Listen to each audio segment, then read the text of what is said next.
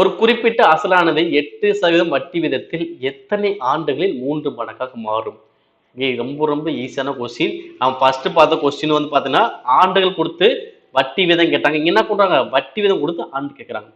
So அப்ப என்ன கேட்கறாங்க? ஆண்டு தான் கேட்கறாங்க. அப்ப ஆண்டு கண்டுபிடிக்கணும் அப்படின்னா, t-1 into 100 divided by R. ஓகேங்களா? இப்ப கண்டுபிடிக்கலாம். எத்தனை மடங்கு? 3 மடங்கு. அப்ப 3ல 1 போச்சுன்னா 2 இன்ட்டு 100 வகுத்தல் எத்தனை சதவீதம்? 8%. இப்ப அடிங்க. ஓரன் 2 4 2 8 ஓர் நாங்க 4 25 நாங்க 100.